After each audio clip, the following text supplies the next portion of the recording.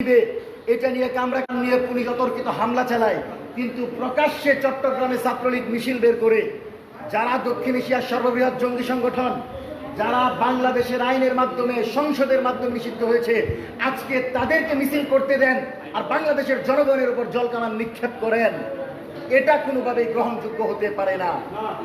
আমরা সরকারকে স্পষ্ট ভাষায় বলতে চাই, যে কোনো পদ্ধতি দিয়ে, যে কোনো প্রক্রিয়ার মাধ্যমে যদি বাংলাদেশে আওয়ামী লীগের রাজনীতিকে ফিরিয়ে আনতে চান, তাহলে 1400 শহীদ পরিবারের সাথে যুদ্ধ করতে হবে। জুলাইয়ের প্রতিটি নেতা কর্মীকে অতিক্রম করে, তাদের চ্যালেঞ্জ মোকাবেলা করে, জনগণকে প্রতিহত করে আপনাকে সেই আওয়ামী এজেন্ডা বাস্তবায়ন করতে হবে। সুতরাং কোনোভাবেই এসালামকে পুনর্বাসনের চেষ্টা করবেন না, কোনোভাবেই আওয়ামী সুশীল সম্প্রদায়কে বাংলাদেশের রাজনীতিতে সক্রিয় হতে দিবেন না।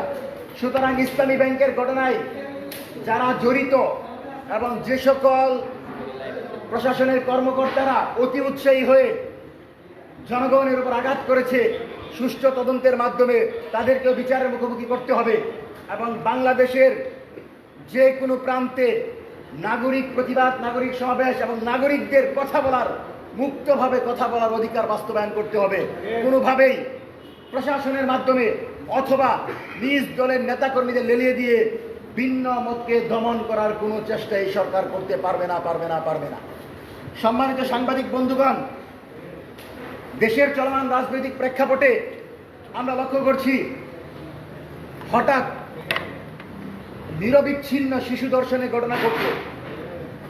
মাননীয় প্রধানমন্ত্রী বললেন 7 দিনের ভিতর চার্জশিট দাখিল এবং 1 মাসের ভিতর বিচার হবে, কিন্তু আমরা এখন পর্যন্ত রামিসা হত্যাকাণ্ডের বিচারের ব্যাপারে কোনো অগ্রগতি লক্ষ্য করি নাই।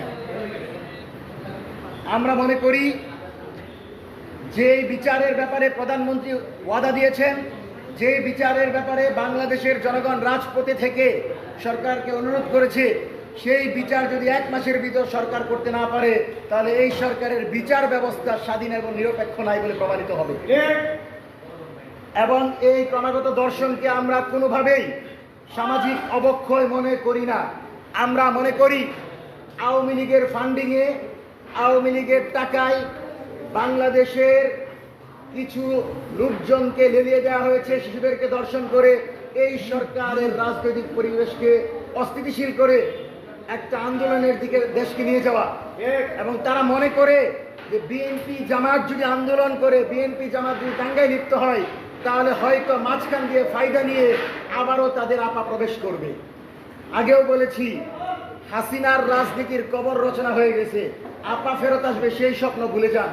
এবং বাংলাদেশের সকল ফ্যাসিবাদ বিরোধী দলগুলোকে বলবো, যে কোনো পরিস্থিতিতে আপনারা ঐক্যবদ্ধ থেকে আওয়ামী লীগ মোকাবেলার প্রস্তুতি নেন।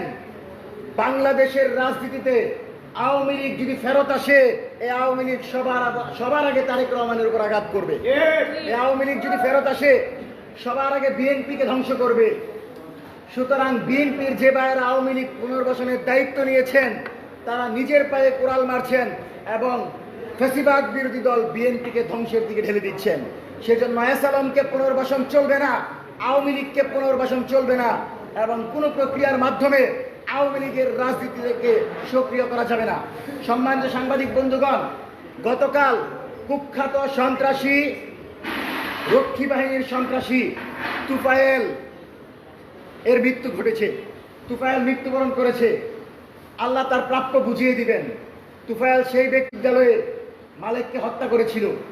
তুফায়েল সেই ব্যক্তি যিনি মুক্তিযুদ্ধের পর রক্ষী বাহিনী গঠন করে বাংলাদেশের সাধারণ জনগণের ধন সম্পদ লুটপাট করেছে, নারীদেরকে ধর্ষণ করেছে, একক আধিপত্যের মাধ্যমে যিনি বিএনপি সরকারের বিরুদ্ধেও ষড়যন্ত্র করেছে। দেশনেত্রী বেগম খালেদা জিয়া নাকি অসুস্থতার ভঙ্গি করেন, এই ধরনের কটূক্তি করেছিল এই তুফায়েল।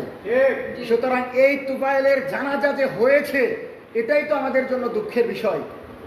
যেই বাংলাদেশে সাকা চৌধুরীর জানাজা ঢাকায় করতে দেওয়া হয় নাই, যেই বাংলাদেশে আল্লামা সাইদির জানাজা করতে দেওয়া হয় নাই, সেই বাংলাদেশে তুফায়েলের জানাজা হয়, আর আমরা বসে বসে দেখি। এটা আমাদের জন্য লজ্জাজনক। আমরা মনে করি বাংলাদেশে যারা গুম, খুন, জুলুম, নির্যাতনের শিকার ছিল, তারা বেঁচে থাকতে তাদেরকে উপেক্ষা করে সেই জালেমদেরকে কোনোভাবেই বিচারহীন পরিবেশে রাজনীতি করার সুযোগ দেওয়া যাবে না। এবং এখন পর্যন্ত এই জানাজাকে কেন্দ্র করে বিভিন্ন জায়গায় আওয়ামী লীগ রাজনীতি করার চেষ্টা করছে। তুই যদি জানাজায় অংশগ্রহণ করার নিয়তে আসিস তাহলে এখানে জয় বাংলা স্লোগান কেন হবে? সুতরাং এই জানাজায় যারা নেতৃত্ব দিয়েছে, লতিফ সিদ্দিকী, সাবির হোসেন চৌধুরী এবং আনিস আলমগীর সহ সকল কুশীলবদেরকে দ্রুত সময়ের ভিতর গ্রেফতারের দাবি জানাচ্ছি। লতিফ সিদ্দিকী প্রকাশ্যে জয় বাংলা স্লোগানের নেতৃত্ব দিয়েছে। সুতরাং নিষিদ্ধ সংগঠন, গুপ্ত সংগঠন আওয়ামী লীগের নেতাকর্মীদেরকে কোনোভাবেই মুক্ত বাতাসে রেখে বিএনপি সরকার ভালোভাবে বাংলাদেশ চালাইতে পারবে না। সুতরাং এই সরকার যেন দ্রুত সময়ের ভিতর সাবির হোসেন চৌধুরী, লতিফ সিদ্দিকী এবং নিহারি আলমগীরকে দ্রুত সময়ের ভিতর গ্রেফতার করে আমরা সেই দাবি জানাচ্ছি। সম্মানিত সাংবাদিক বন্ধুগণ, পাশাপাশি সরকার তার কমিটমেন্টের জায়গা থেকে দ্রুত সময়ের ভিতর যেন রামিসা হত্যাকাণ্ডের বিচার শেষ করে আমরা সেই দাবি জানাচ্ছি। সম্মানিত উপস্থিতি, আমরা আপনাদেরকে অবগত করছি, যদি সরকার লতিফ সিদ্দিকী, আনিস আলমগীর সহ আওয়ামী কুশীলবদেরকে গ্রেফতার না করে তাহলে আমরা সরাসরি আন্দোলনের দিকে যাব। কারণ আমরা মনে করি কোনো নেতাকর্মী, কোনো পৃষ্ঠপোষককে ময়দানে রেখে বাংলাদেশের স্বাধীনতা, সার্বভৌমত্বকে টিকিয়ে রাখা সম্ভব না। এরা সরাসরি দিল্লির দালাল, এরা সরাসরি আওয়ামী লীগের দালাল। এবং আপনারা দেখেছেন যে শেখ হাসিনা বাংলাদেশে আসার কথা বলছে, শেখ হাসিনা নাকি বাংলাদেশে আসবে।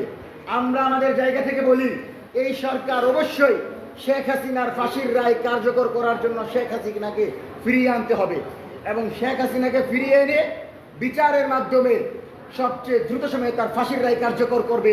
এটা বাংলাদেশের জনগণের দাবি, জনতার দাবি। এবং যেদিন বাংলাদেশের মাটিতে হাসিনার ফাঁসি হবে, আওয়ামী লীগের বিচার হবে, তারপর আওয়ামী লীগ রাজনীতি করবে কি করবে না সেটা জনগণের সাথে আওয়ামী লীগ ডিল করবে। কিন্তু বিচারের আগে আওয়ামী লীগের কোনো সংগঠনকে, কোনো পৃষ্ঠপোষককে বাংলাদেশের মুক্ত বাতাসে ঘুরতে দেয়া হবে না। মঞ্চ 24-এর আজকের এই সংবাদ সম্মেলনের মূল দাবি হচ্ছে, আনিস আলমগীর, লতিফ সিদ্দিকী সহ গতকাল তুফাইলের মৃত্যুবরণের জানার পর জানা যায় যারা জয় বাংলা স্লোগান দিয়ে আওয়ামী লীগের পৃষ্ঠপোষকতা করেছে, সন্ত্রাসী সংগঠনকে সক্রিয় করে তারেক রহমানের সরকারকে উৎখাতের চেষ্টা করেছে, সরকার বিরোধী পরিকল্পনার অংশ হিসাবে তাদেরকে সরকার বিরোধী ষড়যন্ত্রকারী হিসেবে দ্রুত সময়ের ভিতর গ্রেপ্তার করতে হবে। দ্বিতীয়ত, রামিসা হত্যাকাণ্ডের বিচার 1 মাসের ভিতর সমাপ্ত করতে হবে, অর্থাৎ আর 15 দিনের ভিতর এই বিচার করতে হবে। তৃতীয়ত,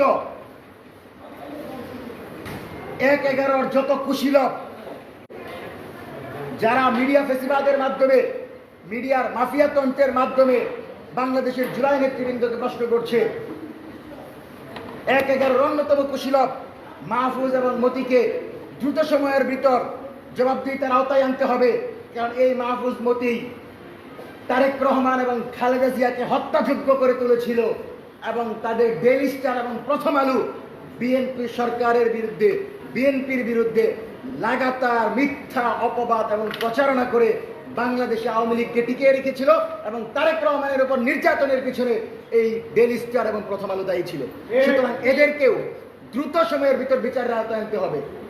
সুতরাং 1-11 সকল কুশীলবদের বিচার মঞ্চ 24 দাবি করছে। আজকের এই সংবাদ সম্মেলনের এ পর্যায়ে লিখিত বক্তব্য সমাপ্ত হলো।